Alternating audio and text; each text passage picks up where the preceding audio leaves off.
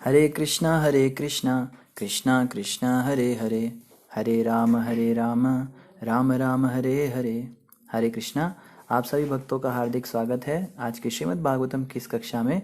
स्वागतम सुस्वागतम। और हम चर्चा कर रहे हैं श्रीमद् भागवतम तृतीय स्कंद अध्याय 31 के ऊपर, जिसका नाम है जीवों की गतियों के विषय में भगवान कपिल के उपदेश।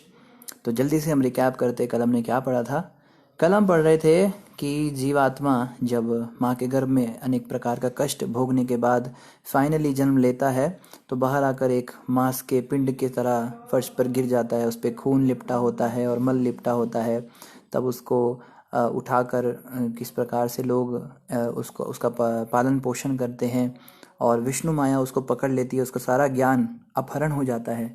जो वो इतनी सुंदर सुंदर स्तुतियाँ माँ के गर्भ में कर रहा था सब भूल जाता है और ऐसे लोगों के बीच में आके रहने लगता है जो जानते ही नहीं कि उसके लाभ के लिए वास्तव में क्या हितकर वस्तुएं हैं, उसको किन चीज़ों की आवश्यकता है उसको पता नहीं होता।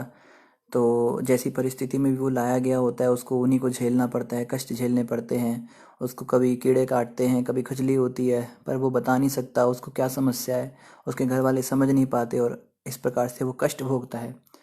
तो इसी श्रृंखला में आज हम पढ़ेंगे श्रीमद् भागवत तृतीय स्कंद अध्याय 31 और श्लोक संख्या 35 से हम प्रारंभ करेंगे। अन्य किसी वस्तु के प्रति आसक्ति से उत्पन्न मुग्धता तथा बंधन उतने पूर्ण नहीं होते जितने कि किसी स्त्री के प्रति आसक्ति से या उन व्यक्तियों के साथ से जो स्त्रियों के कामी रहते हैं। तो कल हम पढ़ रहे थे कि वो व्यक्ति जब बड़ा होता है फिर वो कामी हो जाता है, स्त्रियों के हाथ का कुत्ता बन जाता है। और यहाँ पे बताया जा रहा है कि इस संसार में बंधन करने वाली बहुत सारी वस्तुएं होती हैं। कोई प्रश्न कर सकता है कि प्रभु जी इस दुनिया के अंदर मतलब ठीक है, वैसे तो बहुत सारी वस्तुएं हैं, हमें पैसों से दूर रहना है, पाप कमाई नहीं करनी है, हमें झूठ नहीं बोलना है, हमें नियमों का पालन करना है, लेकिन एक ऐसी चीज़ बताओ जो सबसे ज़्यादा इम्पोर्टेंट हो, जो करनी ही नहीं है, उसके करते ही हम बंधन से और बंध जाएंगे, संसार के बंधनों से कभी मुक्त नहीं हो पाएंगे। तो कपिल भगवान कह रहे हैं जो सबसे अधिक बांधने वाली वस्तु है इस संसार में वो ऐसे लोगों के साथ फ्रेंडशिप है जो स्त्री से आसक्त हैं, या अगर स्त्री है तो पुरुषों से आसक्त है। ऐसे लोगों की फ्रेंडशिप कभी नहीं करनी है जो गलत बातें करते हैं, बुरा संग देते हैं, असत्संग करते हैं, जो हमें पूरी तरह से हमारे मन को ऐसी वस्तुओं में शारीरिक स्तर पे ले आते हैं, क्योंकि सबसे अधिक शारीरिक स्तर का विषय ही यही है। और किसी भी वस्तु से हम इतने ज़्यादा शरीर के स्तर पर नहीं आते जितने इस क्रिया से आते हैं।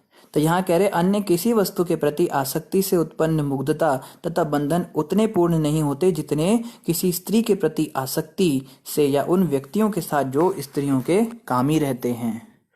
तो ऐसे लोगों का तो संग भी नहीं करना जो इस प्रकार के चर्चाएं करते हैं, फिर ये कार्य करने की तो बात ही क्या।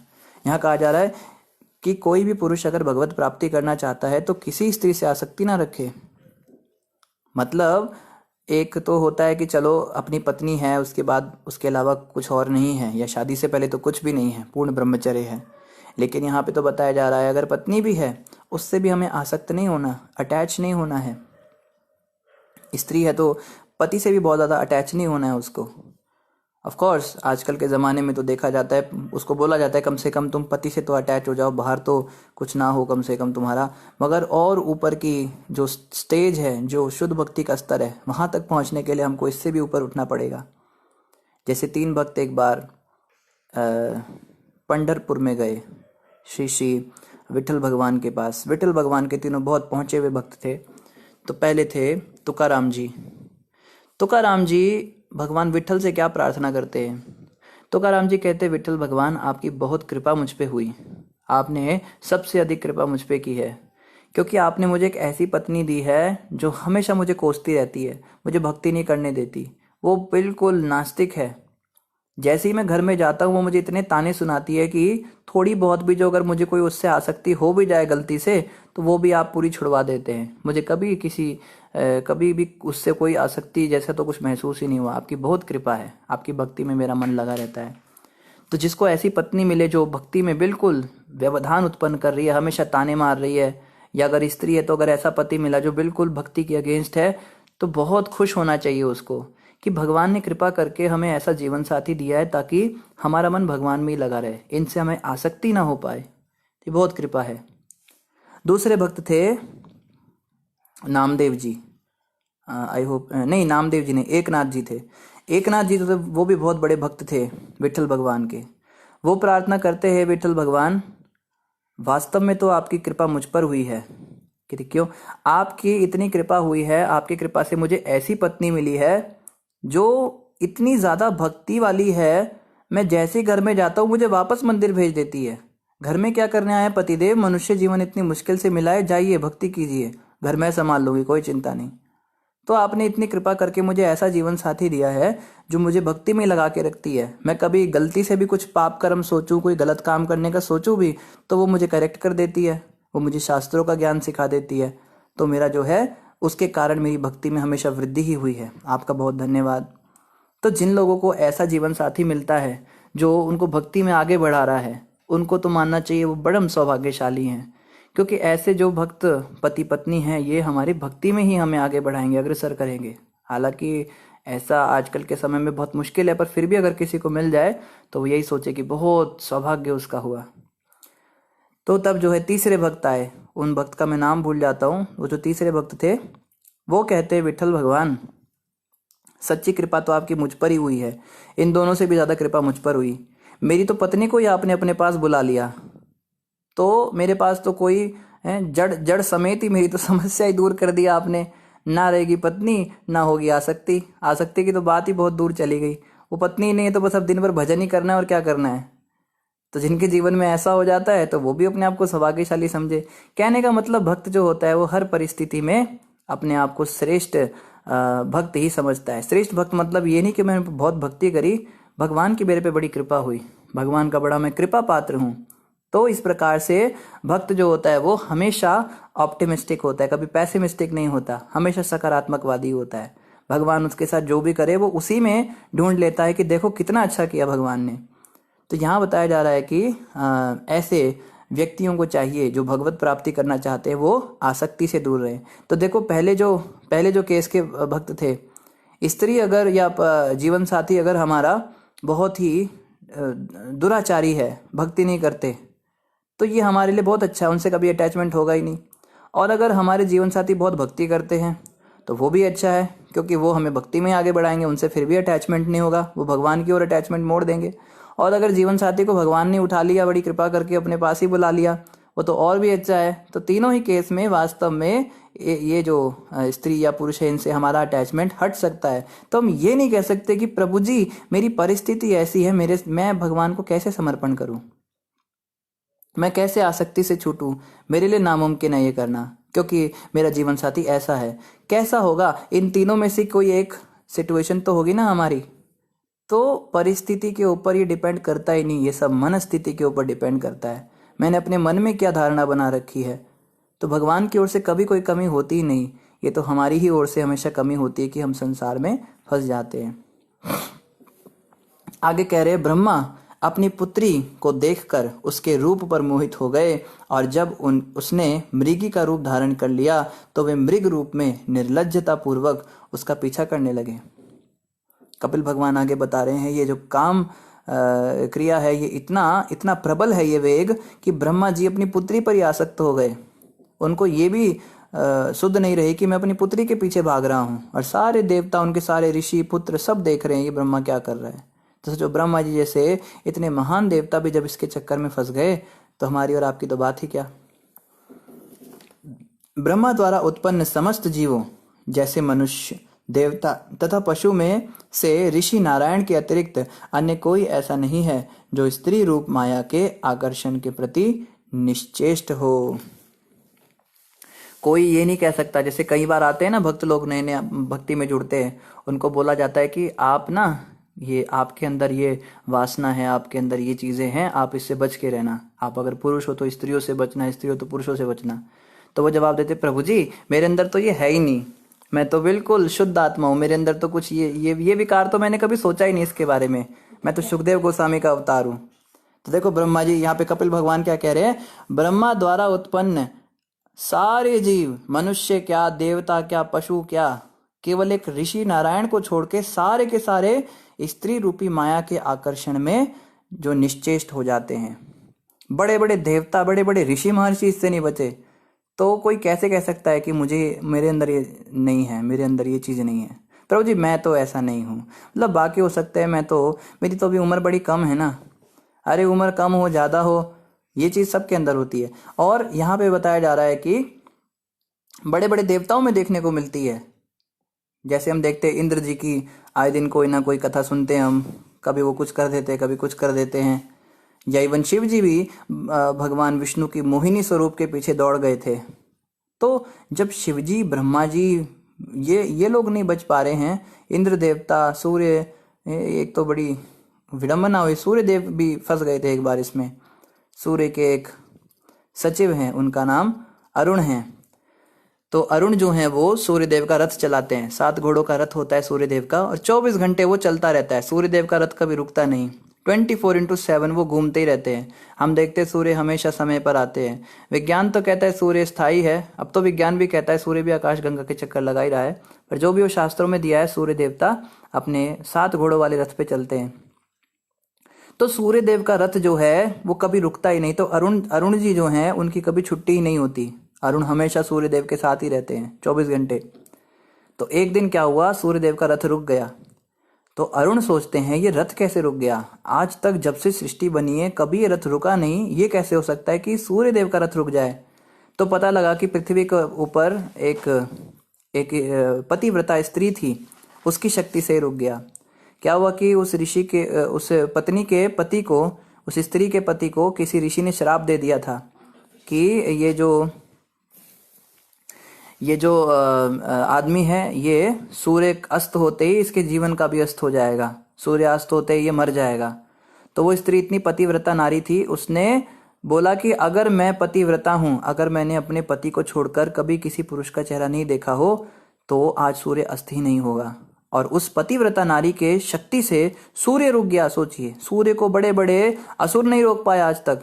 ये पतिव्रता जो शक्ति होती है, पतिव्रत धारण करने की इतनी शक्ति हो जाती है स्त्री में। आजकल की स्त्रियों को ये सब एजुकेशन दिया ही नहीं जाता, उनको उल्टा ही सिखाया जाता है। शादी से पहले ही कितने सारे आदमियों के वो चेहरे देख लेती हैं। तो कोशिश करनी चाहिए पतिव्रत का व्रत का धारण करना चाहिए।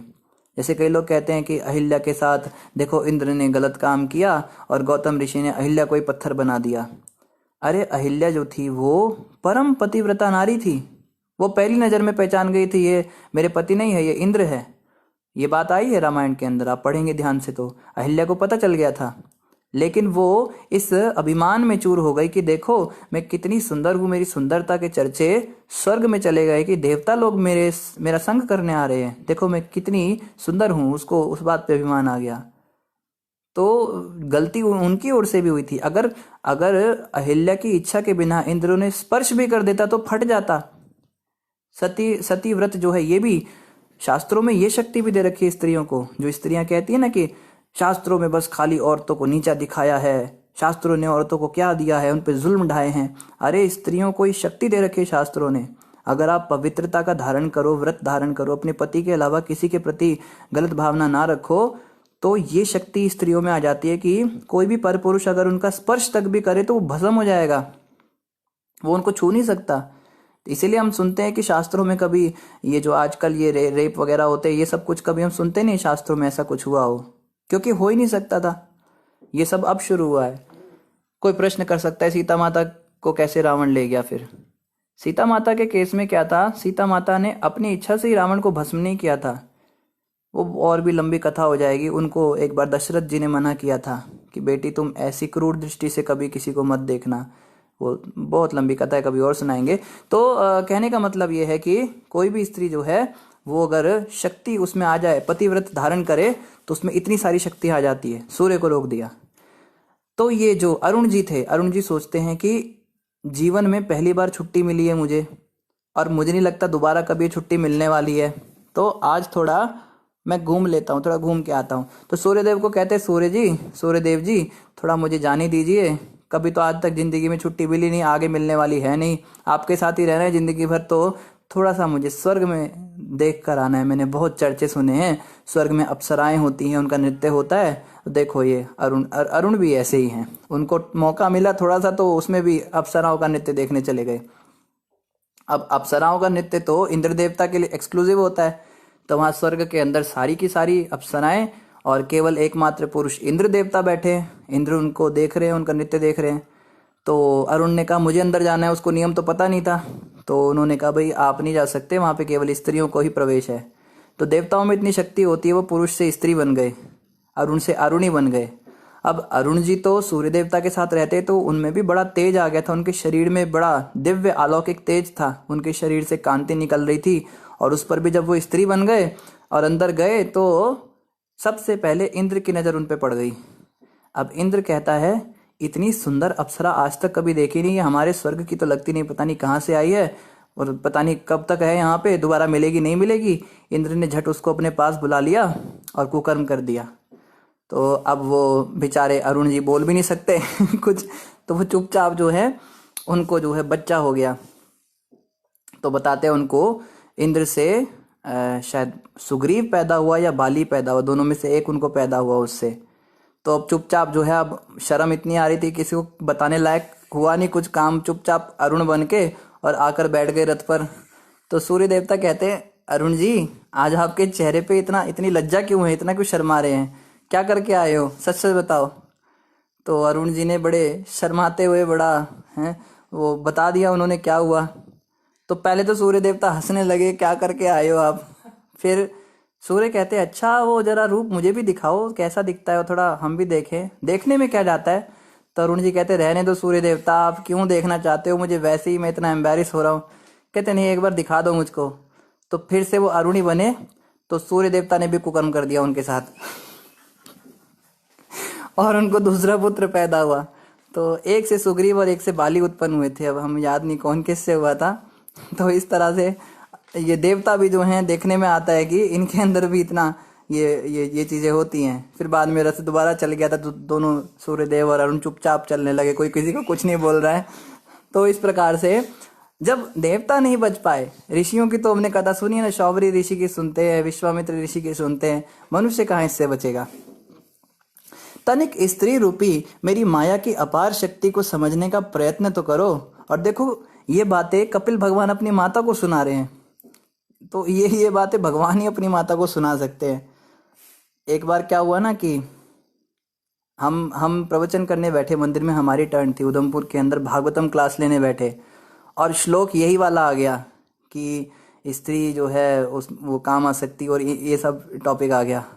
और आप विश्वास करेंगे मेरी माँ उस समय मेरे सामने बैठी हुई थी और मुझे प्रवचन देना पड़ा इस टॉपिक के ऊपर, और मैं बहुत ज़्यादा एम्बेरस हो गया कि ये कैसे, क्या ये सब लिखा है, माँ के सामने कौन बोल सकता है।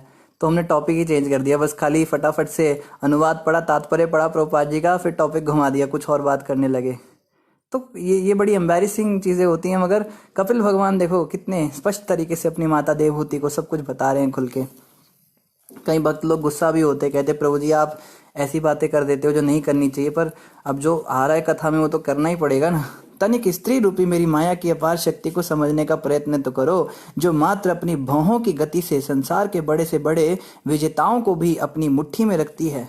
स्त्री के पास इतनी शक्ति होती है, वो खाली अपनी आईब्रो मटकाती है, अपनी भौहें मटकाती है, तो बड़े बड़े जो महाबली पुरुष भी हैं वो भी उसके आगे ढेर हो जाते हैं। जैसे हम पढ़ते क्लियोपैट्रा ने सीजर को भी अपने वश में कर रखा था, वो इतना बड़ा राजा था, पूरे विश्व के लोग उससे कांपते थे। बड़े से बड़े धुरंधर, बड़े बड़े धुरंधर जो बहुत कहते हैं ना कि बड़ी शक्तियां रखते थे, बड़े बड़े सांडों से लड़ते थे, हाथियों से लड़ते थे, मगर सीजर को कभी हरा नहीं पाते थे। और उस सीजर को एक क्लियोपैट्रा नाम की औरत ने अपने वश में कर रखा था इसी शक्ति से।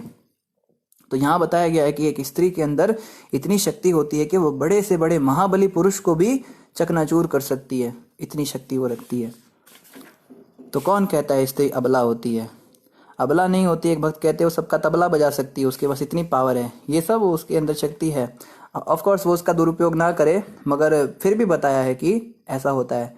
और कलयुग में तो पुरुषों के अंदर भी शक्तियाँ आ गई है, क्योंकि अब स्त्रियाँ वैसी रही नहीं जैसे पहले होती थी, पतिव्रत धारण करने वाली। तो कोई पुरुष भी चाहे तो अपनी भौहें मटका कर वो स्त्रियों को भी ढेर कर देता है। तो इस प्रकार से हम देखते हैं यही सबसे अधिक शक्तिशाली वस्तु है इस पूरे संसार के अंदर।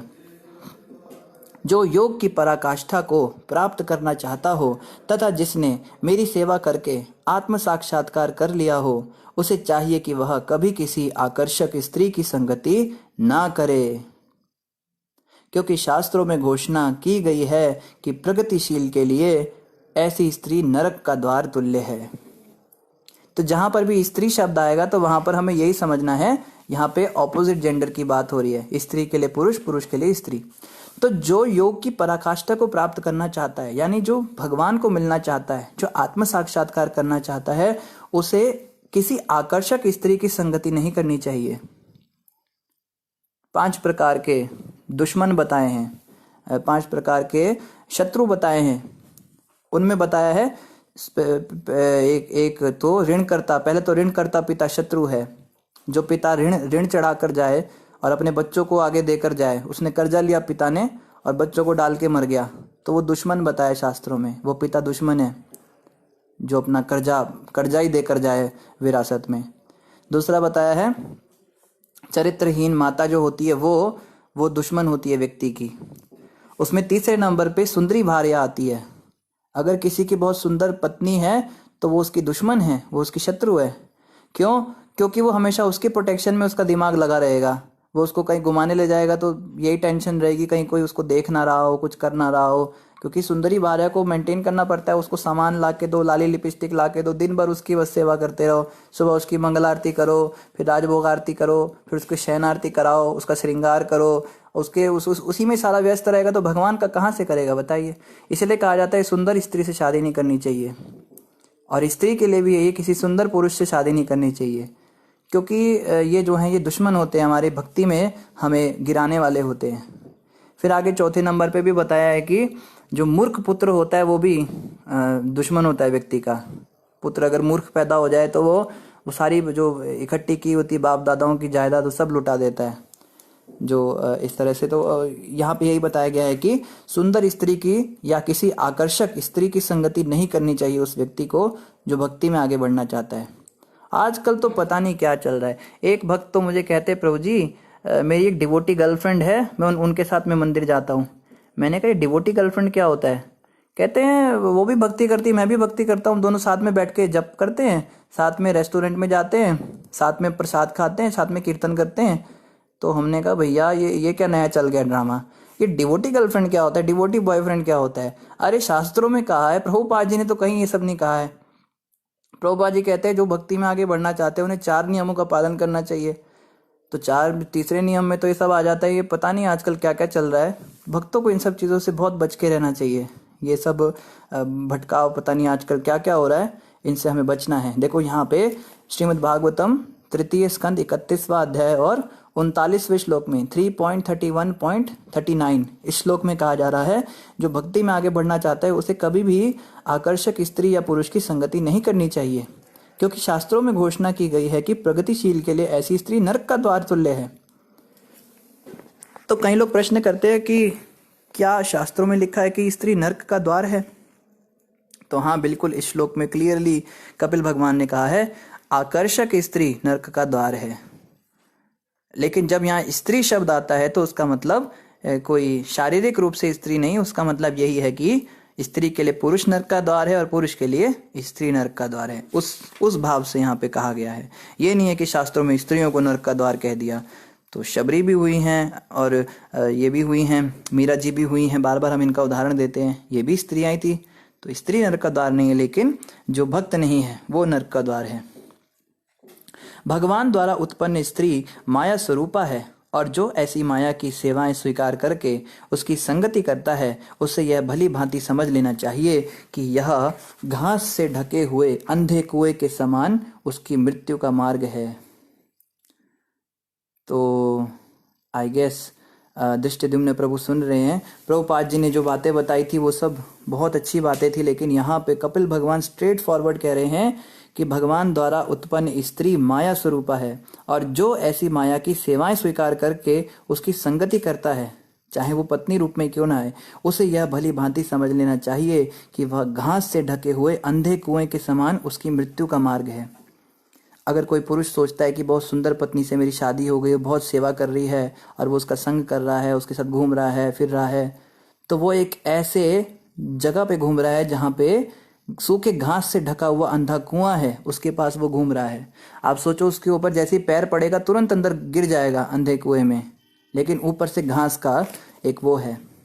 तो वास्तव में तो वो उसको नर्क ले जा रही है, लेकिन उसको देखने में लगेगा देखो कितनी सुंदर है और कितनी अच्छी अच्छी बातें कर रही है मुझसे, कितनी प्यारी प्यारी मुस्कान है इसकी, इसके बाल, इसकी चाल, वो उसमें ही अटका रहेगा, लेकिन वो उसको धीरे धीरे नर्क के रास्ते पर ले जा रही है। और सेम चीज़ पुरुषों के साथ भी हो जाती है। पुरुष भी जो है, अगर भक्ति स्त्री है, उसको घुमा रहा है, फिरा रहा है, खूब बढ़िया बढ़िया जगह ले जा रहा है, पार्टियों में ले जा रहा है, तो वो भी उसको नर्क ही ले जा रहा है वास्तव में। भक्ति स्त्री को चाहिए कि ऐसे ऐसे पुरुष की संगति से बचे, ऐसे व्यक्ति से शादी ना करे। हो भी गई हो शादी तो प्रयास करें कि उनको भक्त बनाने का प्रयास करें, वो भक्ति में लगे। नहीं लगते तो फिर उनसे दूर रहें, दूरी बना लो, फिर फुल टाइम हो सकते हैं। गुरु महाराज स्ट्रेट फॉरवर्ड कहते हैं, अगर आपके जीवन साथी भक्ति में बिल्कुल रुचि नहीं रखते, आप मंदिर में आके रहने लगो, आप मंदिर में सेवा करो, चाहे आप स्त्री हो चाहे पुरुष हो, क्या जरूरत है उनके संग रहने की। पर ये देखना पड़ेगा, एक्सपर्ट गाइडेंस की ज़रूरत है इसमें। हम सीधा ही ऐसे डिसीजन नहीं ले सकते अपने से, हमें किसी श्रेष्ठ गुरुजन के निर्देशन में ये कार्य करना है। पर ये बात तो क्लियर है कि अगर इनके साथ हम रहेंगे और जो ये हमसे करवा रहे हैं वही करते रहेंगे तो हम नरक में ही जाएंगे। पूर्व जीवन में स्त्री आसक्ति के कारण जीव स्त्री का रूप प्राप्त करता है। मूर्खतावश माया को अपने पति मानकर उसे ही संपत्ति, संतान, घर तथा अन्य भौतिक साज सामान देने वाला समझता है। तो यहाँ बताया जा रहा है कि मूर्ख स्त्री सोचती है जो मेरा पति है ये मुझे सारी संपत्ति दे रहा है, इसने मुझे संतान दी, इसने मुझे घर दिया और अन्य भौतिक साज सामान दे रहा है, पर वो मूर्ख है स्त्री, क्योंकि वास्तव में वो उसको नरक ही ले जाने की तैयारी कर रहा है। ये समझना चाहिए उसको। और पुरुष के बारे में भी कहा गया है, पिछले जन्म में जो है वो एक स्त्री था, लेकिन उसने भी अपने पति के प्रति ऐसी आसक्ति रखी, अपने पति का ही दिन भर चिंतन करना, मेरे लिए ये ला रहा है, वो ला रहा है। अगले जन्म में, क्योंकि अंतिम समय पे है ना, अंत्यमति सोय गति, जैसे अंत समय पे मरते हुए चिंतन होगा वही अगला जन्म हमें मिल जाता है। तो उस स्त्री ने जो है अपने पति का चिंतन किया मरते हुए और अगले जन्म में पुरुष बन गई।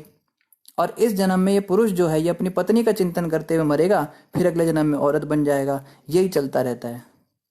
तो जितनी माताएं सुन रही हैं, इन सब ने पिछले जन्म में, ये सब आदमी थी, पुरुष थी, इन्होंने स्त्री चिंतन किया तो ये स्त्री बन गई। और जितने प्रभु जी लोग सुन रहे हैं, उन्होंने पिछले जन्म में स्त्री होने के नाते पुरुष चिंतन किया तो पुरुष बन गए। तो कौन स्त्री और कौन पुरुष है, कौन क्या कह सकता है। प्रभुपाद जी ने बड़ा सुंदर कहा, एवरीवन इज स्त्री। जब शास्त्र में कहा जाता है स्त्री के बारे में कोई भी शब्द, तो प्रभुपाद जी को एक बार एक शिष्य ने पूछा था, प्रभुपाद जी शास्त्रों में स्त्री के लिए ऐसा कहा गया, क्या ये सही है? तो प्रभुपाद ने कहा कि सभी स्त्री हैं, ये जितने पुरुष घूम रहे हैं पिछले जन्म में ये भी स्त्री थे और शायद अगले जन्म में भी स्त्री बनने की तैयारी कर रहे हैं।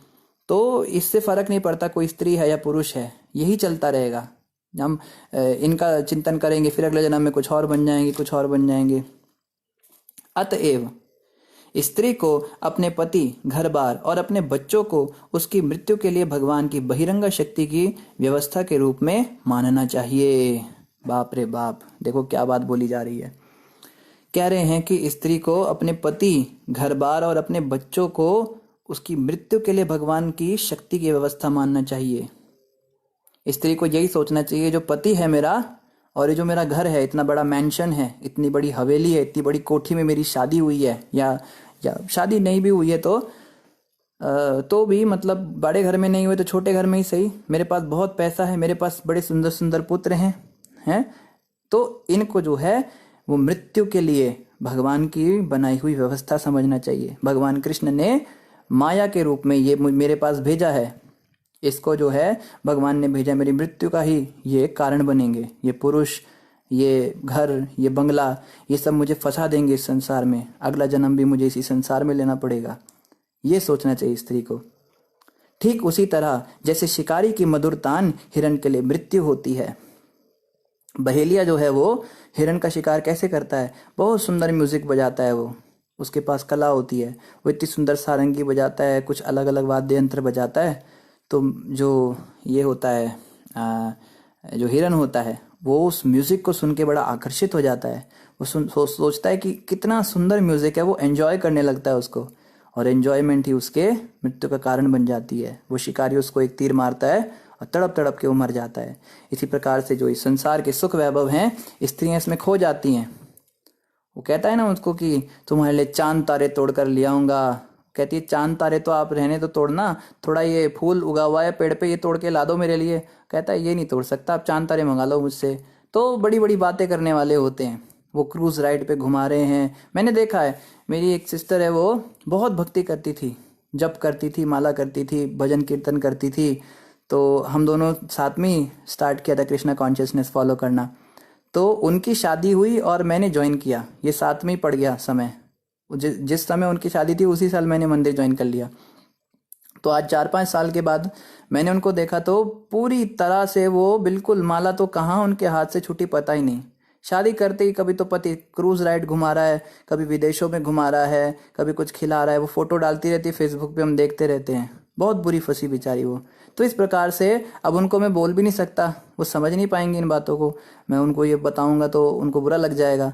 लेकिन जो इन बातों को समझ पा रहे हैं उन्हें इस पे थोड़ा सा चिंतन करना चाहिए कि शादी का ये मतलब नहीं होता है कि बस घुमा रहा है फिरा रहा है। ऐसा पति और ऐसा घुमाना फिराना जो है, ये हिरन के लिए जो संगीत है उसकी तरह ही उसके लिए साबित हो जाता है। स्त्रियों को बहुत अच्छा लगता है ये सब।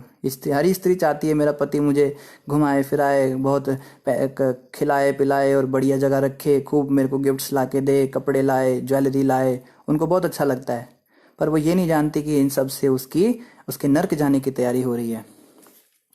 इसीलिए भक्ति स्त्रियों को चाहिए कि वो इन सब चीज़ों से दूर रहे। हम तो बड़े हैरान रह जाते हैं, दीक्षित स्त्रियां जो हैं वो मंदिर के अंदर संडे प्रोग्राम में आती हैं और लगता ही नहीं कि वो दीक्षित हैं। पता नहीं कौन से ब्यूटी पार्लर में जाके आती हैं। चलो थोड़ा बहुत समझ में आता है, करना पड़ता है जो भी है लोक लाज के लिए, पर उनको देखने से पता ही नहीं लगेगा। अंग्रेजी बोलेंगी और अजीब अजीब सी हरकतें करेंगी और पता नहीं, लगता ही नहीं है वो दीक्षित माताएं हैं। तो भक्ति स्त्रियों को तो कम से कम चाहिए कि वो इन चीज़ों से दूर रहें, क्योंकि ये चीज़ें जो हैं ये नर्क का द्वार है। साफ साफ कपिल भगवान बता रहे हैं। और पुरुषों को भी चाहिए। भक्तों ने तो उनसे पूरा कंपटीशन कर रखा है। बोलते प्रभु जी हमारे ब्यूटी पार्लर तो अभी खुले नहीं है, विदेशों में तो खुल गए, भारत में अभी खुले नहीं है, तो कम से कम हम भी कहाँ पीछे रहेंगे। उनके पास और तो कुछ होता नहीं, शिखा होती है, एक शिखा में ही फैशन करते हैं। कोई चोटी की तरह शिखा को बांध लेगा, कोई लंबी रखे, कोई मोटी रखेगा, उसी में फैशन चलता है। धोतियों में फैशन चलेगा, धोती के बॉर्डर ऐसे होते जैसे साड़ी के बॉर्डर होते हैं। कुर्ते में भी पता नहीं आजकल कैसे कैसे फैशन आने लगे। आप देखते ही होंगे आए दिन, जो मायापुर वृंदावन में हम देखते हैं भक्तों को नए नए फैशन के कुर्ते पहनेंगे और अजीब अजीब तरह की हरकतें करेंगे और अंग्रेजों की तरह हरकतें करते हैं, पता नहीं क्या करते हैं। तो यहाँ बताया जा रहा है ये सब भक्तों को तो कम से कम नहीं करना चाहिए। विशेष प्रकार का शरीर होने के कारण भौतिकतावादी जीव अपने कर्मों के अनुसार एक लोक से दूसरे लोक में भटकता रहता है। इसी प्रकार वह अपने आप को सकाम कर्मों में लगा लेता है और निरंतर फल का भोग करता है। तो विशेष प्रकार का शरीर होने के कारण जो भौतिकतावादी जीव है वो ऐसे कर्मों में लगा रहता है और भटकता रहता है, बार बार जन्म मृत्यु के चक्करों में निरंतर इन फलों को भोगता है। श्रील भक्ति सिद्धांत प्रभुपाद कहते थे, भक्ति सिद्धांत ठाकुर कहते थे, simplicity is the first quality of Vaishnavism. भक्ति है जो वैष्णव धर्म है, इसकी पहली सीढ़ी ही है सरलता। तो सरलता ही अगर हमारे अंदर नहीं है तो हम क्या भक्ति कर रहे हैं। मंदिर में आके भी हम मंदिर वाला फैशन कर रहे हैं, मंदिर में आके भी हम जो है बड़े जटिल बने हुए, बड़े कॉम्प्लेक्स बने हुए हैं। यहाँ पे भी एटीट्यूड दिखाते हैं भक्तों को, यहाँ पे भी आके क्रोध करते हैं, यहाँ पे आकर भी अभिमान दिखाते हैं, मैं बड़े घर से आया हूँ, मैं छोटे घर से आया हूँ। गुरु महाराज कहते हैं जो भक्तों में जात पात करता है वो नर्क जाता है। मंदिर में आके पूछते हैं ये कौन सी कास्ट के हैं, ये कौन से जात के हैं। अरे तुम्हें उनकी शादी करानी है क्या, तुम उनकी कास्ट पूछ रहे हो? तुम्हें क्या मतलब कौन सी कास्ट के हैं? जो वैष्णव है वो सर्वश्रेष्ठ है, ब्राह्मणों से भी बढ़कर वैष्णव होता है, चाहे वो किसी भी घर में जन्मा हो। जात पात पूछे नहीं कोई, हरि को भजे सो हरि का होए। अगर जात पात वाली बात होती तो देखो ना, शबरी जो थी वो सबसे नीची जात की थी और पूरे आश्रम में बड़े बड़े ब्राह्मण कुल के उनके गुरु भाई रहते थे। लेकिन मतंग ऋषि जब संसार छोड़कर गए तो शबरी को बोलकर गए कि तुम टेक केयर करना इस आश्रम की मेरे जाने के बाद। और ऐसी पॉलिटिक्स हुई कि शबरी को बाहर निकाल दिया मतंग ऋषि के जाते ही, कि तुम शेड्यूल कास्ट हो, तुम इस आश्रम को अपवित्र कर रही हो, एक तो पहली स्त्री हो, ऊपर से तुम शूद्र जात की हो, भील जात की हो, तुम निकल जाओ यहाँ से, शबर जात की तुम हो। शबरी को बाहर निकाल के उसने बेचारी ने एक कुटिया बनाई और वहां रहने लगी। और देखते ही देखते पूरा आश्रम खाली हो गया, सब के सब छोड़कर चले गए, कोई नहीं बचा, सारे गुरु भाइयों का पतन हो गया। तब शबरी अकेली रह गई, तो वो आश्रम में वापस आई और अपने गुरु की भूमि समझकर वहां पे साफ सफाई करने लगी। वहां डेली वो सेवा करने आती थी। पर जब ज़्यादा बूढ़ी हो गई तो अपने कुटिया में बैठ के राम जी की प्रतीक्षा करने लगी। तो इस प्रकार से हम देखते हैं कि जात पात का तो कोई मतलब ही नहीं है, यहाँ तक कि कोई लिंग भेद नहीं, स्त्री पुरुष का भी कोई भेद नहीं है। यहाँ पे ये भक्ति राज्य है, यहाँ पे अलग नियम चलते हैं। यहाँ जो जितना समर्पित होगा गुरु के प्रति, वैष्णवों के प्रति, शास्त्रों के प्रति, भगवान के प्रति, जो जितना आज्ञाकारी होगा, जो जितना बातों को मानने वाला होगा, वही उतना आगे जाएगा। हम बड़े बड़े लेक्चर सुनते रहे तो हमें हो जाएंगे, कितने कितने साल हो जाएंगे। हम प्रभु जी, हम तो 20 साल से लेक्चर सुनते हैं, प्रभुपाद के लेक्चर सुनते हैं, हम तो महाराज जी के लेक्चर सुनते हैं, हम पता नहीं किस किस के लेक्चर सुनते हैं, हमने ये पढ़ लिया, हमने भागवतम पढ़ लिया, हमने गीता पढ़ लिया, पर तुम पालन कितना कर रहे हो भाई? इतना सब कुछ सुन लिया, इतना सब कुछ पढ़ लिया, पर पालन कुछ नहीं है जीवन में। तो जो जितना पालन करेगा इन बातों का, जितनी आज्ञाओं का पालन करेगा, जितना समर्पित होकर रहेगा, उसको उतनी ज़्यादा कृपा मिलेगी। इससे फर्क नहीं पड़ता कोई कहे प्रभु जी हम तो बड़े अनपढ़ हैं, हम तो इतना ज्ञान व्यान हमें समझ में आता नहीं, हम थोड़ा सुन लेते हैं, समझ में तो आधी बातें आती हैं, आधी बातें हमारे सिर के ऊपर से ही निकल जाती हैं। अरे उसका कोई मतलब ही नहीं है भक्ति में। भक्ति माता के पुत्र होते हैं दो, ज्ञान और वैराग्य। ये तो ऑटोमेटिक उस व्यक्ति के अंदर आ जाते हैं जो भक्ति करता है। उसको अलग से शास्त्र पढ़ने की ज़रूरत नहीं, अलग से कोई किसी बाबा के पास जाने की ज़रूरत नहीं जो उसको वैराग्य की शिक्षा दे। ये सब ऑटोमेटिक होता है। कृष्ण भक्ति करने से ज्ञान और वैराग्य तो स्वतः आ जाते हैं। लेकिन कोई व्यक्ति ज्ञान अर्जित करने के चक्कर में पड़ जाए, मैं बहुत शास्त्रों को पढ़ लूँ, बहुत लेक्चर दे लूँ, बहुत प्रवचन करने लग जाऊँ, बहुत झाड़ दूँ, बहुत मैं प्रचार के नाम पे बहुत किताबें पढ़ रहा है, बहुत ज़्यादा कर रहा है, ये बड़ा वैराग्य दिखा रहा है, मैं इतना वैरागी हूँ, मैं तो दूध पी के जीता हूँ, पूरे कार्तिक महीने में मैंने खाली पानी पे निकाला है, ऐसा वैराग्य और वो दिखाकर, और भक्ति कर नहीं रहा है। सुबह मंगल आरती में सो रहा है, प्रभु जी आप सो क्यों रहे? तुमको पता है ना मेरा व्रत चल रहा है, इसलिए मैं उठ नहीं पाऊंगा। अच्छा कोई बात नहीं। 16 माला के नाम पे वो कुछ नहीं कर रहा है, माला हो नहीं रही है। भक्ति ही ना करके ज्ञान और वैराग्य के रास्ते पे हम चलेंगे तो कभी प्रगति नहीं होने वाली।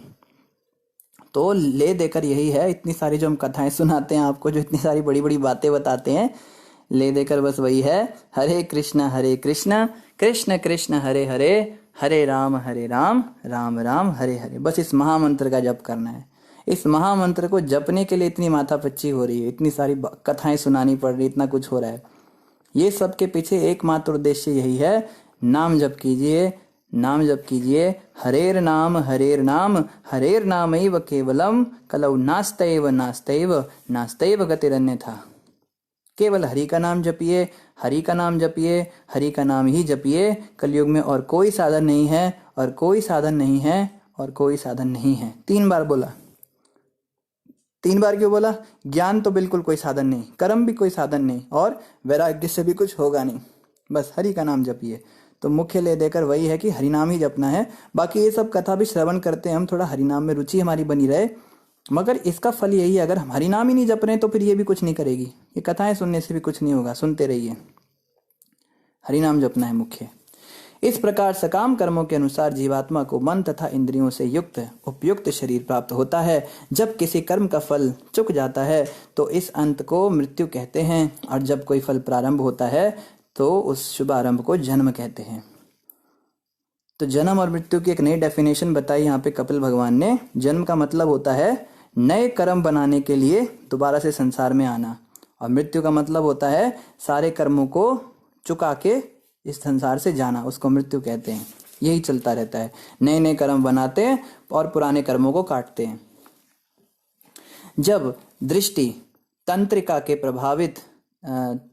से प्रभावित होने से आंखें रंग या रूप को देखने की शक्ति खो देती हैं, तो चक्षु इंद्रिय मृत प्राय हो जाती है। तब आंख तथा दृष्टि का दृष्टा जीव अपनी देखने की शक्ति खो देता है। इसी प्रकार जब भौतिक शरीर जो वस्तुओं की अनुभूति का स्थल है अनुभव करना बंद कर देता है तो इस अयोग्यता को मृत्यु कहते हैं। जब मनुष्य शरीर को स्व मानने लगता है तो इसे जन्म कहते हैं। तो बहुत अच्छी डेफिनेशन बताई। जब आंखों की देखने की शक्ति समाप्त हो जाती है, हमें रंग या रूप दिखना बंद हो जाता है, तो हम कहते हैं आंखें खराब हो गई, अंधा हो गया, चक्षु इंद्रिया मृत प्राय हो गई, मर गई इसकी आंखें। इसी प्रकार से जो ये शरीर है, जब ये काम करना बंद कर देता है तो कहते हैं इसकी मृत्यु हो गई। और जब कोई मनुष्य अपने आप को शरीर मानने लगता है दोबारा से, तो उसको जन्म कहते हैं। दोबारा से किसी शरीर में आके कहता है मैं ये हूँ। False identification. आज कहेगा मेरा नाम रूपाली है, कल कहेगा मेरा नाम अरुण है, परसों कहेगा मेरा नाम टॉमी है, तरसों कहेगा मेरा नाम पुसी कैट है, और उसके बाद में कहेगा मेरा नाम मगरमच्छ है। तो नाम बदलता रहेगा, खुद को समझने लगेगा, पर वो तो ये सब है ही नहीं ना, वो तो आत्मा है। तो शरीर को स्वयं मानना ही जन्म है। अतः मनुष्य को न तो मृत्यु को भयभीत होकर देखना चाहिए, न शरीर को आत्मा मानना चाहिए, न ही जीवन की आवश्यकताओं के शारीरिक भोग को बढ़ा चढ़ाकर समझना चाहिए। जीव की असली प्रकृति को समझते हुए मनुष्य को आसक्ति से रहित तथा उद्देश्य में दृढ़ होकर संसार में विचरण करना चाहिए। असली प्रकृति समझनी है। मैं जीव हूँ, मैं आत्मा हूँ, मैं कृष्णदास हूँ। मैं संसार का ये मलमूत्र का मैं पिंड नहीं हूँ, ये मलमूत्र की थैली मैं नहीं हूँ, ये तो एक आवरण है मेरे ऊपर। और ये सोच के उसको अपने परम उद्देश्य की प्राप्ति के लिए लग जाना चाहिए। ना तो उसको मृत्यु से घबराना चाहिए, ना उसको शरीर को आत्मा मानना चाहिए, और ना ही जो शारीरिक आवश्यकता है उन्हें बहुत ज़्यादा बढ़ाना चढ़ाना चाहिए। प्रभु जी डिओड्रेंट के बिना हम कैसे रह सकते हैं, मर जाएंगे उसके बिना। प्रभु जी मैगी खाए बिना, चाय, बाप रे, चाय छोड़ने के लिए कहो तो लोगों को हार्ट अटैक ही आ जाता है, बस उनका हृदय फटके बाहर नहीं आता। चाय छोड़ दूं, इतनी बड़ी आंख हो जाती है लोगों की, कितने लोग बताते हैं हमको। तो ये शारीरिक आवश्यकताओं को हम इतना बढ़ा चढ़ा लेते हैं, इसके बिना हम कैसे जिंदा रह सकते हैं। किसी शराबी को बोल दो शराब छोड़ने के लिए तो वो बड़े मजाक में लेते हैं, हाँ ठीक है छोड़ देंगे, किसने छोड़नी है। एक बार एक पत्नी ने अखबार में देखा, एक आर्टिकल आया था, तो उसमें लिखा था कि शराब पीने से क्या क्या होता है। लंग खराब हो जाता है, व्यक्ति के फेफड़े खराब हो जाते हैं, बहुत सारी डरावनी बीमारियां लग जाती है, बहुत खौफनाक बातें लिखी थी उसमें। तो वो औरत बड़ी खुश हुई क्योंकि उसका पति एक नंबर का शराबी था। तो वो जैसे ही पेपर पढ़ने के लिए रोज़ बैठता था टेबल पे, तो उस औरत ने पेपर का वही वाला पेज फोल्ड कर दिया और सामने रख दिया टेबल पे कि जैसे ही आए इसकी नज़र सबसे पहले उसी आर्टिकल पे पड़ जाए। तो जैसा उसने सोचा था वैसा ही हुआ। पति आके टेबल पे बैठा और उसने देखा अखबार के ऊपर, और तुरंत उसकी नज़र उसी आर्टिकल पे चली गई। तो उसको पढ़ने लगा। तो पत्नी जो है तिरछी नज़रों से देख रही है, ऐसे काम कर रही है अपना, पर तिरछी नज़रों से देख रही है। तो जैसे जैसे वो पढ़ रहा है वैसे वैसे उसकी भौहें और बड़ी बड़ी होती जा रही हैं, घबरा रहा है धीरे धीरे। तो पत्नी बड़ी खुश हो गई, मेरा प्लान सक्सेसफुल हो गया आज। और सारा आर्टिकल पढ़ के आदमी जो है हाथ को ठोकता है टेबल के ऊपर और कहता है बस आज से बंद। और पत्नी इतनी खुश हुई, वो तो बस लड्डू पेड़े बनाने की तैयारी करने लगी, लो जी बहुत अच्छा हुआ। तो पत्नी आके कहती है बहुत अच्छा किया आपने, आज से आपने शराब बंद कर दी, मैं बड़ी खुश हूँ। कहता है शराब नहीं, आज से पेपर पढ़ना बंद। ओ पत्नी कहती बस हो गया इनका काम। वो आदमी पेपर पढ़ना बंद करने को तैयार है, मगर शराब पीना बंद नहीं करेगा, मर जाएगा पर शराब बंद नहीं करेगा। ऐसी हालत हो जाती है लोगों की। तो हम अपनी शारीरिक आवश्यकताओं को इतना अधिक बढ़ा लेते हैं, इसके बिना तो हम रह नहीं सकते। सर्दियों में ठंडे पानी से ना, ये तो हो ही नहीं सकता। हम नहीं आने वाले मंदिर में, हमें अगर ये फैसिलिटी नहीं मिली, वो फैसिलिटी नहीं मिली। हम यात्रा पे नहीं जाएंगे अगर हमें ये फैसिलिटी नहीं मिली। तो कितना ज़्यादा हम इंद्रियों के गुलाम होकर घूम रहे हैं, और हम बात करते भगवत प्राप्ति की। तो वो कोई मजाक थोड़ा ना है भगवत प्राप्ति करना। तो यहाँ पे यही बताया हुआ है कि अपने उद्देश्य में हमें दृढ़ रहना है, दृढ़ता लानी है कि जो भी हो जाए, कुछ भी छोड़ना पड़े, मैं भक्ति करूँगा। भगवान को पाना है, मैंने इसी जीवन में पाना है। सही सही दृष्टि से युक्त तथा भक्ति से पुष्ट होकर एवं भौतिक पहचान के प्रति निराशावादी दृष्टिकोण से समन्वित होकर मनुष्य को तर्क द्वारा अपना शरीर इस मायामय संसार को गिरवी कर देनी चाहिए। इस तरह वह इस जगत से अपना संबंध छुड़ा सकता है। तो यहाँ पे यही बताया जा रहा है कि सही दृष्टि से युक्त होना है और भक्ति से पुष्ट होना है। भक्ति तो सभी करते हैं, किसी को भी पूछो आप भक्ति, अरे हम तो बहुत भक्ति करते हैं, हम तो इतनी भक्ति करते हैं, शायद प्रभु जी आप भी इतनी भक्ति नहीं करते होंगे। आप लोग मंदिरों में रहते हो ना, आप लोग क्या करते हो? अरे हम घर गृहस्थी में रहकर इतनी भक्ति करते हैं, दिन भर बस ठाकुर जी का ही नाम जपते हैं हम। आप लोग तो गीता पढ़ते हो, हम गीता पे चलते हैं, ऐसा बोलते हैं वो लोग। हम तो गीता पे चलते हैं, गीता में लिखा है कर्म करो। आप तो सारा घर बार छोड़ के बैठ गए मंदिर में, हम अपना कर्म करते हुए भगवान की पूजा करते हैं। पूछो क्या भक्ति करते हो आप? भक्ति वही भक्ति, हृदय में भगवान को ध्यान करते हैं सच्चे दिल से ना। उस परमात्मा को 1 मिनट के लिए भी याद कर लो तो इतना पूजा पाठ जो इतना ड्रामा आप लोग करते हो उसकी जरूरत नहीं है। सच्ची भक्ति तो हम ही कर रहे हैं। तो हर कोई कहेगा मैं भक्ति कर रहा हूँ, है ना। यहाँ पे कपिल भगवान कहें भक्ति करो तो कहेगा मैं तो कर ही रहा हूँ भक्ति प्रभु जी, इसमें क्या नई बात बताई। तो देखो यहाँ पे क्या कह रहे हैं, सही सही दृष्टि से युक्त होना है। ये बहुत मुश्किल है कि भक्ति की सही समझ बन पाए हमें। भगवान कृष्ण से हमें ये प्रार्थना करनी चाहिए। बहुत सारी प्रार्थनाएं होती है जो हम करते हैं, पर एक प्रार्थना भगवान से ये करनी चाहिए, प्रभु भक्ति की सही समझ बन सके कि मैं भक्ति जो कर रहा हूँ वो मनमाने ढंग से कुछ भी कर रहा हूँ या सही भक्ति कर रहा हूँ। वास्तव में मैं भक्ति कर भी रहा हूँ कि नहीं कर रहा हूँ।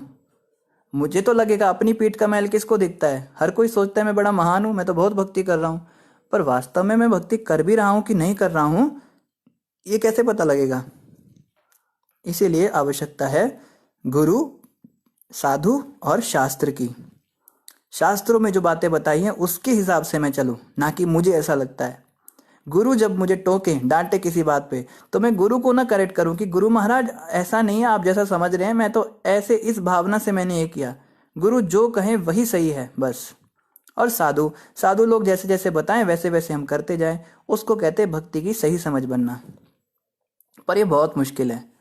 हम इतने अभिमान से फूले रहते हैं, हमें भक्ति का अभिमान हो जाता है। हमें तो इस बात का अभिमान हो जाता है कि हमें किसी बात का अभिमान नहीं है। तो ऐसे अभिमानी व्यक्ति को अगर कोई बताए कि प्रभु जी आप ये करते हो ना, ऐसे नहीं होता है, ये आरती ऐसे करनी होती है, आप जप जो करते हो ना पहली उंगली नहीं लगानी होती माला को, और देखो उन्हें इतना गुस्सा आ जाता है, आंख बबूला हो जाते हैं। तुम हमको सिखाओगे, हमको बताओगे भक्ति कैसे होती है? हमारे जो पिताजी थे ना, मथुरा के जो वो हैं बड़े वाले पंडे हैं ठाकुर जी के, बांके बिहारी के, अरे वो उनके साथ बैठते थे। चतुर्वेदी ब्राह्मण हैं हम, तुम हमें सिखाओगे कैसे होता है? इतना गुस्सा हो जाते हैं लोग। तो पहली बात तो कोई कोशिश ही नहीं करेगा हमें सुधारने की। संसार में किसके पास इतनी फुर्सत है कि किसी को सुधारने के लिए इतना समय लगाए अपना।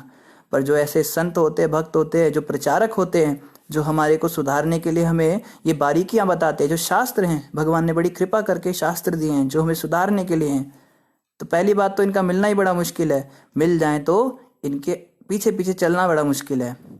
हमें ये सुनना तो बिल्कुल पसंद ही नहीं कि हम गलती करते हैं। हमने गलती करी, हम गलत कर रहे हैं। अरे बचपन से सब हमने यही देखा है, ऐसे ही होता है। आप क्या बात कर रहे हो? आप इस्कॉन वाले अलग ही फिलॉसफी चला रहे हो। आप इस्कॉन वालों ने नया ही अपना कुछ चला लिया, कृष्ण ही भगवान है।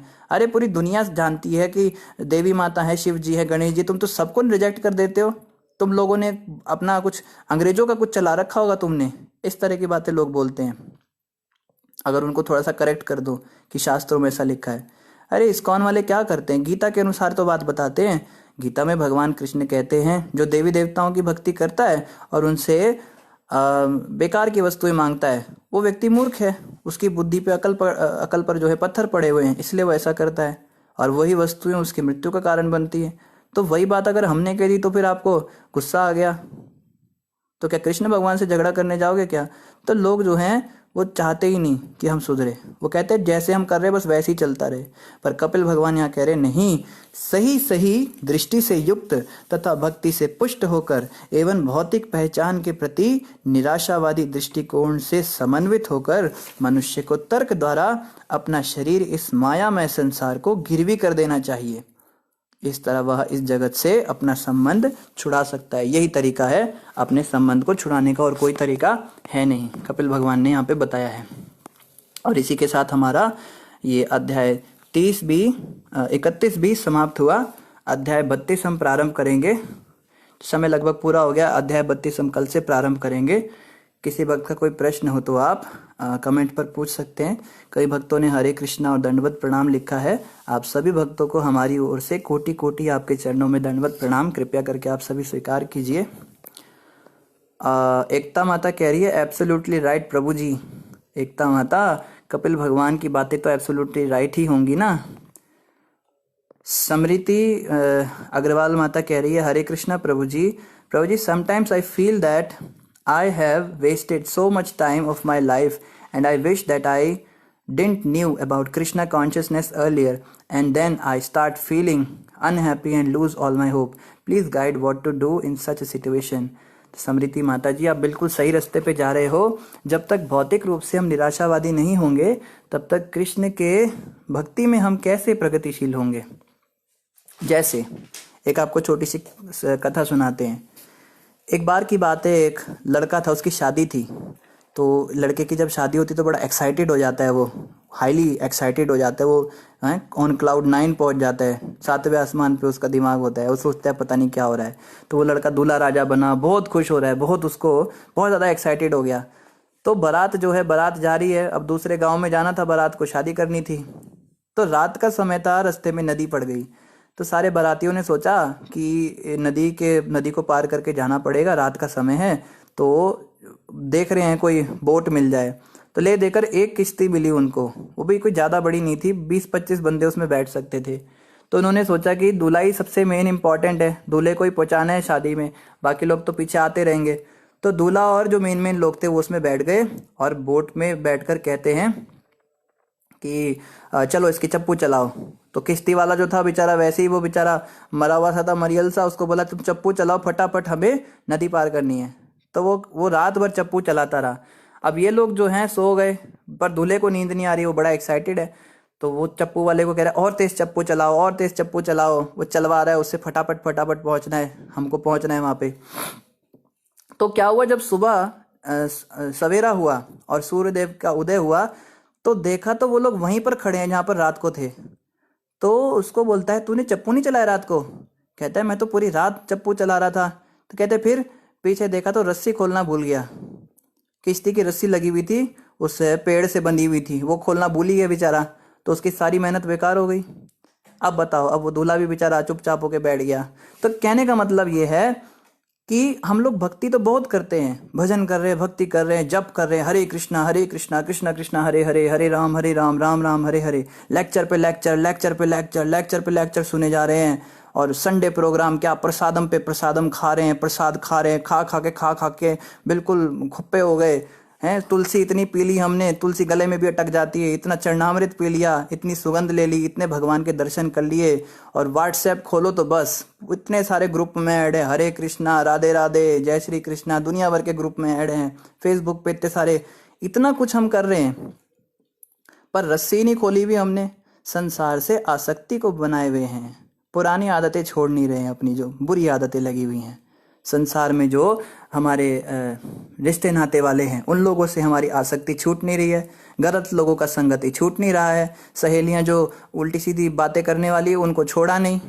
तो ये चप्पू चलाने से क्या होगा माता? तो बहुत सही, आप सही डायरेक्शन में जा रहे हो माता समृद्धि माता, आप बिल्कुल सही जा रहे हो। भौतिक रूप से पहले रस्सी हटाओ, इस पे मेहनत करो। पहला जो हमारा स्टेप है भक्ति का, वो रस्सी हटाने पे होना चाहिए। चप्पू बाद में चलता रहेगा, ये सब तो होता रहेगा। कोशिश हमें करनी है, कम से कम पहले 4 नियमों का तो पालन करें। ये बुरी आदतें तो छोड़ें, बुरे लोगों का संग तो छोड़ें। तो जो समय बर्बाद किया, आपको ऐसा रियलाइजेशन हो रहा है कि मैंने बड़ा समय बर्बाद कर दिया, भक्ति में काश मैं पहले आ गई होती, बहुत सही रियलाइजेशन हो रहा है आपको। ये जिसको नहीं होता ना, वो व्यक्ति को टेंशन लेना है। तो आप बिल्कुल सही जा रहे हो माता, ये रस्सी खोल दो, अब छोड़ दो उन लोगों की संगति जिन्होंने इतना समय बर्बाद किया, इतनी आयु का हनन किया। भक्ति में अब आ गए, अब भक्ति तो करनी ही है, साथ में हमें इन लोगों का संग भी साथ साथ छोड़ते जाना है। धीरे धीरे रस्सी को भी ढील देनी है, धीरे धीरे चप्पू भी आगे चलाते जाना है। एकदम तो रस्सी खुलेगी नहीं हमारी, धीरे धीरे खोलनी है। दिशी शर्मा माता कह रही है, दिशी शर्मा प्रभु जी हैं या माता जी हैं पता नहीं, कह रहे हैं प्रभु जी जो स्त्री पुरुष दोनों मिलकर गृहस्थ लाइफ में कृष्ण सेवा करें, कृष्ण भक्ति में अपना ज्यादा टाइम दे, उनका क्या? तो इससे अच्छा तो कुछ हो ही नहीं सकता। शिला भक्ति सिद्धांत सरस्वती ठाकुर जो थे वो नैष्टिक ब्रह्मचारी थे, जीवन में कभी स्त्री का स्पर्श नहीं किया उन्होंने, इतने खतरनाक ब्रह्मचारी। और उनको एक व्यक्ति ने आकर चैलेंज किया कि आप गृहस्थ आश्रम की इतनी बेइज्जती करते हो, इतनी बुराई करते हो, आपके इतने सारे शिष्य सन्यासी आपने बना दिए, उन गृहस्थों का क्या जो भक्ति करते हैं? तो भक्ति सिद्धांत सरस्वती ठाकुर कहते हैं, अगर तुम मुझे इस बात की गारंटी दे दो कि जो बच्चा मेरा पैदा होगा वो कृष्ण का भक्त ही बनेगा आगे चल के, तो मैं अभी के अभी 100 शादियां करने को तैयार हूं। तो वो व्यक्ति चुप हो गया। गारंटी कौन ले सकता है कि बच्चे भक्त निकलेंगे आगे? देखो, शादी का मतलब क्या होता है? शादी का मतलब होता है हम दोनों को मिलकर एक संतान उत्पन्न करनी है, आगे जो संसार चलाए। क्योंकि अगर शादी करना ही जीवन का पर्पज होता तो फिर 100 साल की आयु में केवल 25 साल ही गृहस्थ के हैं। आप देखिए ना, चार डिविजन हैं हमारी लाइफ के। 25 साल तक तो ब्रह्मचारी रहना है, उसमें तो स्त्रियों के संग का कोई मतलब ही नहीं, या स्त्री के लिए पुरुष के संग का कोई मतलब ही नहीं। 25 साल गृहस्थ के होते हैं, उसमें हमें घर गृहस्थी में रहना है संतान उत्पत्ति के लिए, ताकि सृष्टि चलती रहे। फिर उसके बाद 50 की उम्र में फिर घर छोड़ देना है। फिर 50 से 75 तक हमें किसी प्रकार का संग नहीं करना। स्त्री पुरुष हैं लेकिन केवल भक्ति करेंगे, अलग अलग तीर्थों में जाएंगे, कोई घर बार की बात नहीं। और फिर 75 से लेकर 100 साल की उम्र तक फिर से संन्यास लेना है। फिर स्त्रियों का चेहरा नहीं देखना, बहुत दूर रहना है उनसे, या स्त्री है तो अपने पति से बिल्कुल दूर रहना है। तो समझने की बात है कि केवल 1/4 समय ही हमको जीवन का मिला है शादी करने के लिए। तो इसका मतलब शादी करना केवल इसलिए है कि संतान उत्पत्ति करके आगे उनको भक्त बनाए और संसार को चलाएं। लेकिन जो लोग शादी करने के बाद में संतान ही उत्पन्न नहीं कर रहे आजकल और लगे हुए विषय भोग में, या फिर जो संतान उत्पन्न करते भी हैं तो संतान उनकी, जैसे शिव जी की क्रिएशन हुई थी, सारे राक्षस और यक्ष और ब्रह्म राक्षस पैदा हो रहे हैं, तो क्या उनका लाभ है? तो भक्ति सिद्धांत प्रभुपाद ने तो यही कहा, मुझे आप गारंटी दो इस बात की, मेरा बच्चा अगर भक्त बने तो अभी के अभी मैं 100 शादियां करूं। तो हमें यही कोशिश करनी है, सबसे ज़्यादा मेहनत हमें बच्चों पे करनी है। अपने गृहस्थ में रहना बिल्कुल भी बुरा नहीं है, बहुत अच्छा है, शादी कीजिए, बहुत बड़ा काम किया है आपने शादी करके, क्योंकि आपने एक भक्त आत्मा को इस संसार में आने का मौका दिया है। लेकिन अब उस आत्मा को भक्त बनाना भी है ना। तो प्रभुपाद जी कहते थे, child worship is more important than deity worship. अगर घर पे अब बच्चों को समय नहीं दे पा रहे हो तो मंदिर की सेवाएं छोड़ दो, पहले जाके अपने बच्चों को समय दो, बच्चों को भक्त बनाओ, उनके ऊपर मेहनत करो। बच्चों को तो हम वो नौकरानी के पास छोड़ देते हैं या स्कूल में टीचर्स के पास छोड़ देते हैं। टीचर्स क्या, चीटर्स कहिए उनको, सारे तो नहीं ऐसे होते, भक्त टीचर है तो अलग बात है। ज़्यादातर टीचर क्या करप्ट होते हैं आजकल, बस पैसे लेने की मशीन बने हुए स्कूल, वहाँ पे छोड़ देते हैं, मोबाइल के साथ छोड़ देते हैं, और हम माला जप रहे हैं, प्रभु जी हम गृहस्थ जीवन में हैं। तो प्रभुपाद ने कहा है अपने बच्चों को भक्त बनाओ, उस पे समय लगाओ। अगर गृहस्थ हो तो छोड़ दो, भगवान की सेवा भी छोड़ दो, सबसे पहले बच्चों की सेवा करो। तो यही दृष्टि अगर हमारी है, बच्चों को हम भक्त बना पा रहे हैं, तो बिल्कुल गृहस्थ जीवन बहुत अच्छा है। लेकिन अगर हमारे बच्चे यही राक्षस और ब्रह्म राक्षस बन रहे हैं तो फिर ऐसी गृहस्थी में जाने से अच्छा तो ब्रह्मचारी रह लेते। शिवांगी माता कह रही, हरे कृष्णा प्रभु जी, बहुत अच्छा लेक्चर था प्रभु जी। आज आप फिर से बताएंगे कि गृहस्थ में ये गिफ्ट्स लेने की इच्छा या अच्छे कपड़े पहनने की इच्छा, ये इच्छाएं हमें नरक कैसे पहुंचाएंगी? माता हम क्या बताएं, हम तो मूर्ख हैं, हमें तो कुछ ज्ञान है नहीं। गुरु कृपा से और प्रभुपाद कृपा से जो कपिल मुनि ने कहा था वो उस समय पे हमने बता दिया, तो आप दोबारा से उसको रिवाइंड करके सुन लीजिएगा। हम कुछ नहीं बोलते, जो शास्त्रों में लिखा है वही बताते हैं। फिर भी आपने प्रश्न किया है, तो ऐसा होता है कि जब हम बहुत सुंदर सुंदर कपड़े पहनते हैं तो हम कृष्ण से कंपटीशन कर रहे होते हैं। क्योंकि सुंदर कपड़े पहनकर हम क्या करना चाहते हैं? हम दिखाना चाहते हैं लोगों को, देखो हम कितने आकर्षक लग रहे हैं। और आप सभी का परम कर्तव्य है कि आप हमारा दर्शन कीजिए। हमारे दर्शन से आपके सौभाग्य जागृत होंगे और आपको भगवत प्राप्ति होगी। तो यही तो हम चाह रहे हैं। तो शास्त्रों में जो भगवान कृष्ण ने अपने लिए लिखा है कि मेरा दर्शन करो, हम उनसे कंपटीशन कर रहे हैं कि मैं इतना अट्रैक्टिव लगूं। मंदिर के अंदर जब हम बढ़िया बढ़िया कपड़े पहन के ज्वेलरी डाल के आते हैं तो हम क्या करते हैं? सब लोगों को भगवान के दर्शन करने चाहिए, पर हम चाहते नहीं हमें देखें। तो एक तरह का द्वंद्व हो गया। ये बहुत शटल लेवल पे है, बहुत ही सूक्ष्म लेवल पर है, ग्रॉस लेवल पे तो नहीं है, पर ये काम तो करता है, इसका असर तो पड़ता है। इसीलिए भक्तों को चाहिए कि बहुत अच्छे अच्छे कपड़े पहनना, बहुत कॉस्टली आइटम्स रखना, बहुत ज़्यादा ज्वेलरी पहनना, इन सब में हम समय ना लगाएं। पर ये बहुत आगे की बातें हैं, ये आपके हमारे लिए नहीं है। हमारे लिए बस इतना है, खूब साज श्रृंगार करो, खूब अच्छे अच्छे कपड़े पहनो, पर भक्ति में लगे रहो, भौतिक जगत में मत जाओ, भक्तों के बीच रहो। मंदिर में आके कोई बात नहीं, फैशन भी कर लो, कंपटीशन भी कर लो, सब कर लो, सब चलेगा, पर बाहर नहीं जाना कम से कम। जैसे मैंने जो उदाहरण दिया कि माताएं संडे प्रोग्राम में जो बहुत तैयार होके आती हैं, प्रभु जी बड़े फैशन करते हैं, वो भी ठीक है, वो चलेगा। बाहर ना जाए कम से कम, ये सब पहन के पब में ना जाए, क्लब्स में ना जाए, कम से कम मंदिर में आ रहे हैं। धीरे धीरे धीरे धीरे इनका भी एडवांसमेंट होगा, लेकिन वो थोड़ा और हाई लेवल की भक्ति जिसको करनी है उसके लिए वो बात थी। अभी हमारे लिए ये सब बातें इतनी ज़रूरी अभी है नहीं। ठीक है जी, और कोई प्रश्न नहीं है। आप सभी का बहुत बहुत धन्यवाद। बोलो ग्रंथराज श्रीमद् भागवतम महापुराण की जय, जगत गुरु श्रील प्रभुपाद की जय, गौर भक्त वृंद की जय। तो हमारी किसी भी बात से, किसी भी वाणी से अगर किसी का दिल दुखा हो या किसी को कभी भी कोई बात बुरी लगी हो, तो आप सबके चरणों में ये मूर्ख व्यक्ति अपना जो है शीश नवाता है। हमको तो ज्ञान नहीं, कभी कभी हो सकता है हमारे मुख से, क्योंकि अज्ञान ही भरा हुआ है बचपन से, हम में तो कुछ ऐसी बात निकल जाए, तो आप कृपया करके इस मूर्ख को क्षमा करें। और आप सभी वैष्णवियाँ हैं, आप सभी परम भक्त हैं भगवान के, आप इस अधम जीव पर कृपालु हों, दयालु हों, क्षमाशील हों और हमें क्षमा दान दें। तो यही प्रार्थना हमारी आप सबके चरणों में, कृपया करके हमारे अपराध ना लें, नहीं तो भक्ति हमारी वैसी कुछ नहीं और भी डाउन हो जाएगी। किसी को कभी भी कुछ बुरा लगे आप बिल्कुल स्पष्ट हमें बताइए, हम बिल्कुल क्षमा प्रार्थी हैं। हरे कृष्ण।